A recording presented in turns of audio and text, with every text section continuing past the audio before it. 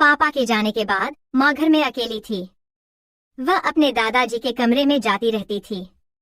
ये देखकर मुझे बहुत अलग महसूस हुआ। एक रात मैं चुपचाप अपने दादाजी के कमरे में घुस गई। मैंने वहां जो देखा उससे मैं आश्चर्यचकित रह गई। माँ और दादाजी पति पत्नी जैसे एक दूसरे के साथ बिस्तर पर बैठे थे। नमस्कार दोस्तों, मेरा नाम ज्योति है। हम 3 भाई बहन थे। मेरे पिता एक सरकारी कर्मचारी थे। वह पिछले साल चल बसे थे। पापा के जाने का माँ को बहुत सदमा लगा। मैं घर में सबसे बड़ी लड़की थी। मैं डॉक्टरेट की पढ़ाई के लिए शहर में आई थी। कुछ दिन पहले मैंने अपनी परीक्षा पास की थी। मैं तुरंत इंटर्नशिप के लिए फिर से वापस आने वाली थी। जब मैं घर आई तो मेरे छोटे भाई बहन मुझे देखकर बहुत खुश हुए। उस दिन मेरे दादाजी मुझसे मिलने आए। वह मेरे परदादा नहीं बल्कि मेरे पिता के चाचा थे और रिश्ते में वो मेरे दादाजी थे। पिताजी के जाने के बाद दादाजी ने घर को समझने में हमारी मदद की। माँ बहुत सारे काम नहीं कर पाती थी। हमारा घर पिता की पेंशन से चल रहा था। मेरी छोटी बहन और भाई जुड़वा थे। वह 5वीं कक्षा में पढ़ रहा था। जिस दिन मेरे दादाजी मुझसे मिलने आए वे हमारे घर में ही रुके। जब से मैं घर आई तो मेरी माँ मेरी शादी के पीछे पड़ी थी।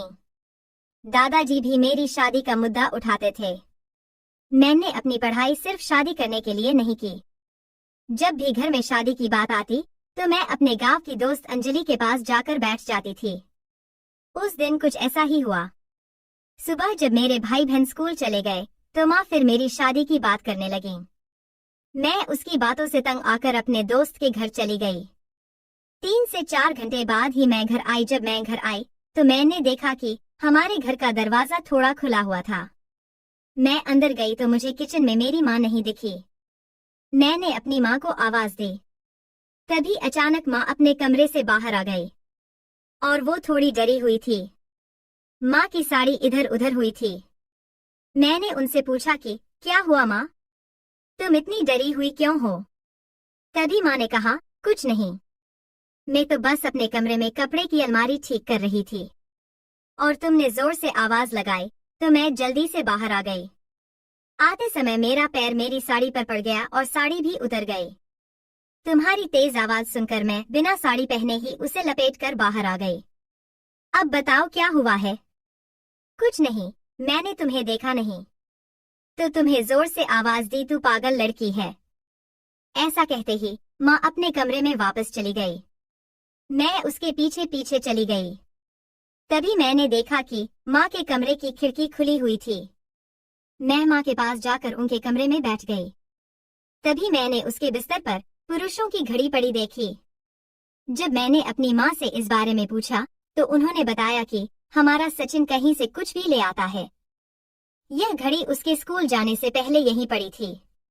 डॉक्टर महोदया, आपने अभी केवल अपनी चिकित्सा शिक्षा पूरी की है, रिजल्ट आना अभी बाकी है।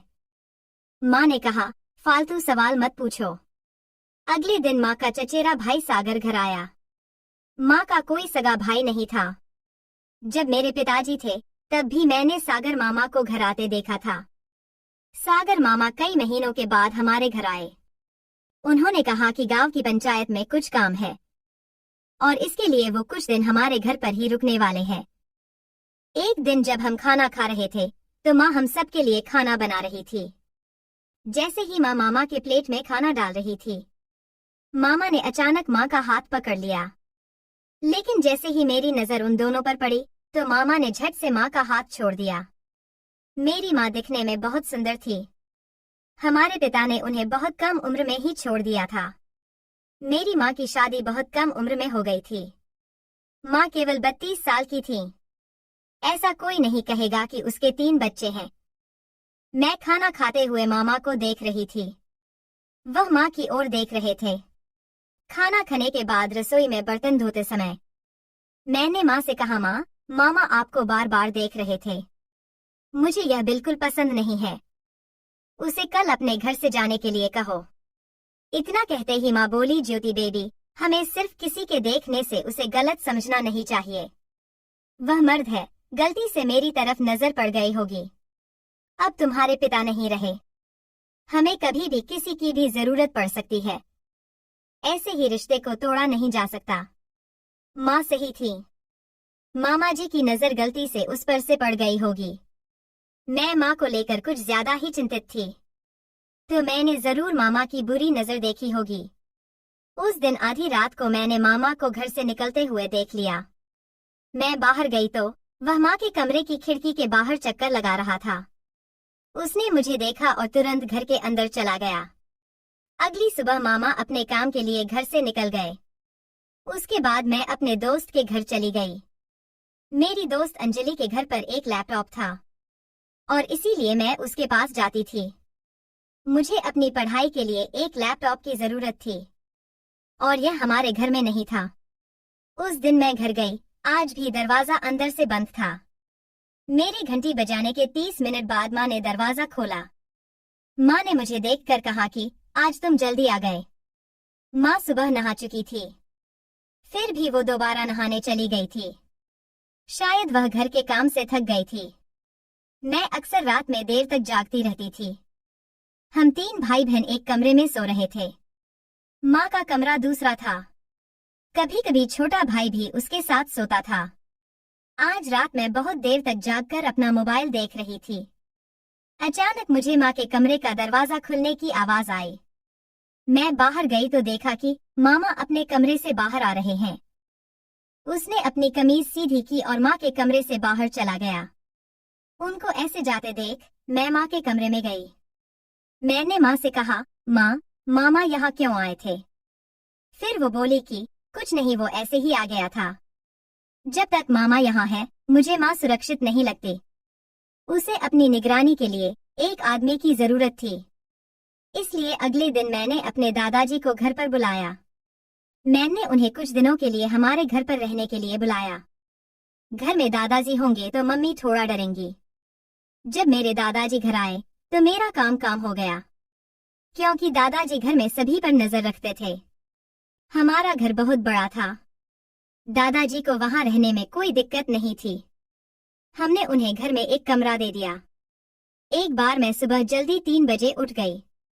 मैं जल्दी उठकर बाहर आंगन में बैठ गई। मैं अपने कमरे से बाहर आई तभी मैंने देखा कि माँ अपनी साड़ी पकड़कर दादाजी के कमरे से बाहर निकल रही थी और वह अपने कमरे में जा रही थी। सुबह 3 बजे बहुत अंधेरा था। उस अंधेरे में माँ ने मुझे देखा नहीं। वह दादाजी के कमरे में क्यों गई थी? क्या माँ सारी रात दादाजी के कमरे में ही थी? मैं सुबह माँ से इसके बारे में पूछा। उसने मुझसे कहा कि मैंने तुमसे पहले ही कहा था कि तुम्हें घर में ज्यादा जासूसी नहीं करनी चाहिए।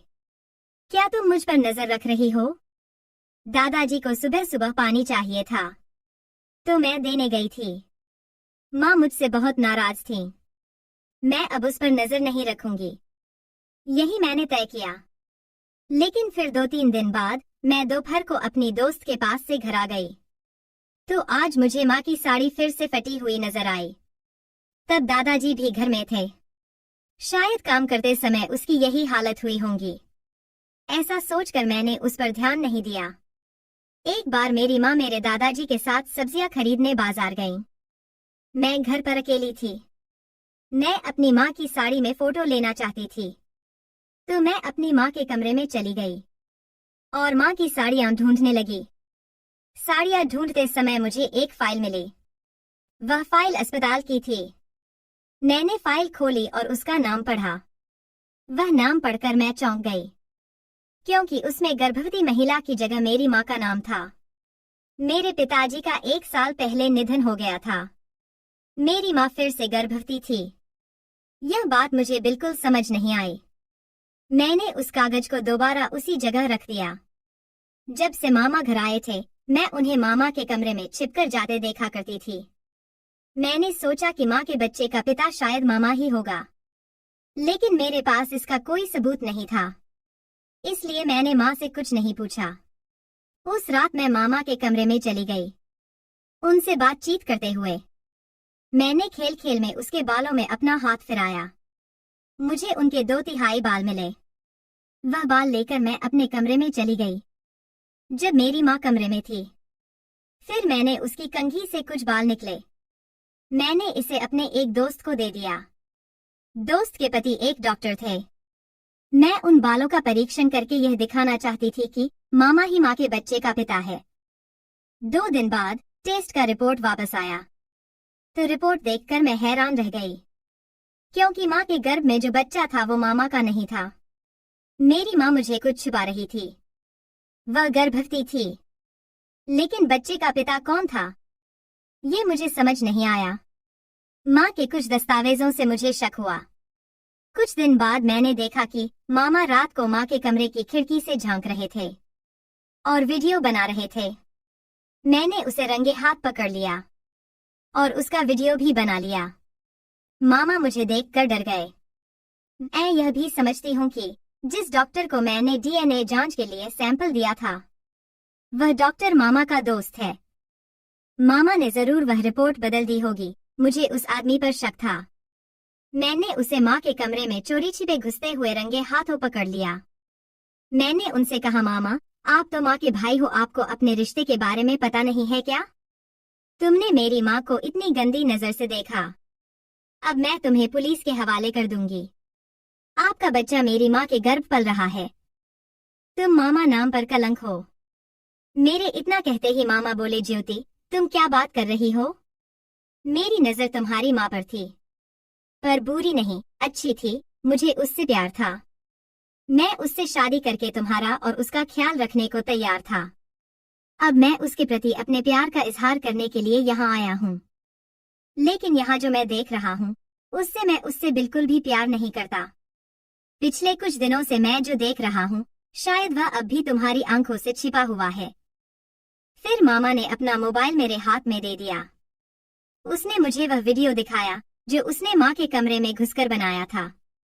वो वीडियो देखकर मेरी आंखें खुली रह गईं। मेरी माँ और दादाजी, उन दोनों के बीच एक अनचाहा रिश्ता था और यह सब मुझे उस वीडियो को देखने के बाद पता चला। वो सब देखकर मैं दंग रह गई। लेकिन मामा ने अगले दिन यह खबर पूरे गांव में फैला दी। जब दूसरे रिश्तेदारों को उनके नए रिश्ते के बारे में पता चला तो उन्हें माँ और दादा की शादी मंजूर नहीं थी। जब मुझे सब समझ आ गया तो मैंने बहुत गुस्से में अपनी माँ से कहा कि उसने मेरा भरोसा तोड़ा है। मैं उसे कभी माफ नहीं करूंगी। माँ तुम दादाजी से शादी के बारे में कैसे सोच सकती हो? मैंने उससे यह पूछा। माँ ने कहा कि तुम्हारे पापा के जाने के बाद मैं बहुत अकेली हो गई थी। मुझे 3 बच्चों की देखभाल करनी थी। उस वक्त दादाजी ने मेरी बहुत मदद की। तुम्हारे पापा की 15,000 पेंशन से मैं घर का खर्च चलती हूँ। कई बार दादाजी ने तुम्हारी शिक्षा के लिए पैसे भेजे हैं। यह सहयोग मुझे मेरे रिश्तेदारों से नहीं मिला। तुम्हारे पिता के जाने के बाद मुझे इसी एक आदमी ने सहारा दिया। हम दोनों एक दूसरे से प्यार करते हैं। माँ किसी की बात सुनने को तैयार नहीं थी। दादाजी उससे प्रेम करते थे। वह एक पिता के रूप में हम 3 भाई बहनों की देखभाल करने के लिए तैयार थे। वह इतने भी बूढ़े नहीं थे।